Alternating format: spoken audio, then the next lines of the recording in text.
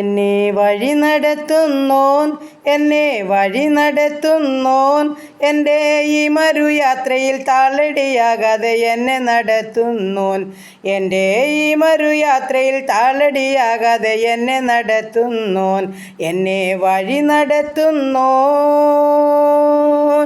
ശത്രുവിൻ ശക്തികൾ ഓരോ ദിവസവും ഏറിയുയരുമ്പോൾ, ശത്രുവിൻ ശക്തികൾ ഓരോ ദിവസവും ഏറിയുയരുമ്പോൾ, എൻ്റെ ശത്രുക്കൾ മുൻപാകെ ഓരോ ദിവസവും മേശയൊരുക്കുന്നോൻ, എൻ്റെ ശത്രുക്കൾ മുൻപാകെ ഓരോ ദിവസവും മേശയൊരുക്കുന്നോൻ, എന്നെ വഴി നടത്തുന്നോൻ, എന്നെ വഴി നടത്തുന്നോൻ, എൻ്റെ ഈ മരുയാത്രയിൽ താളടിയാകാതെ എന്നെ നടത്തുന്നോൻ, എൻ്റെ ഈ മരുയാത്രയിൽ താളടിയാകാതെ എന്നെ നടത്തുന്നോൻ, എന്നെ വഴി നടത്തുന്നോൻ.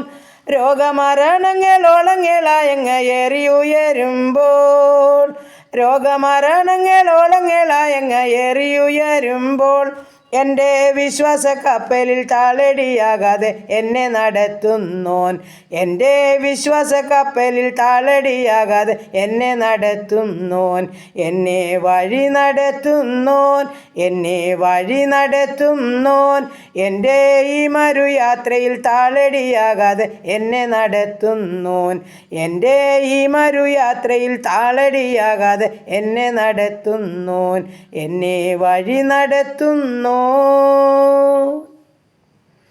ഹല്ലേലൂയ. സ്തോത്രം കർത്താവേ, സ്തുതിക്കുന്നു. കരുണയുള്ള നാഥാ, സ്വർഗ്ഗസ്ഥ പിതാവേ, അതിമനോഹരമായ പകൽക്കാലം മുഴുവൻ ഞങ്ങളെ കാത്തു സൂക്ഷിച്ച് പരിപാലിച്ച് സമാധാനത്തിൽ ഒരു സന്ധ്യയിൽ പ്രവേശിപ്പാൻ എൻ്റെ കർത്താവ് തന്ന ഭാഗ്യത്തെ ഓർത്ത് സ്തുതിക്കുന്നു, സ്തോത്രം ചെയ്യുന്നു. അങ്ങയൊന്ന് പാടി സ്തുതിച്ച് മഹത്വപ്പെടുത്തുവാനും നന്ദി കരയേറ്റുവാനും ഈ നല്ല സന്ധ്യയിൽ സഹായിച്ചല്ലപ്പാ. സ്തോത്രം, സ്തോത്രം. അപ്പോൾ ഈ നല്ല രാത്രികാലം നല്ല ഉറക്കവും ആശ്വാസവും വേണം.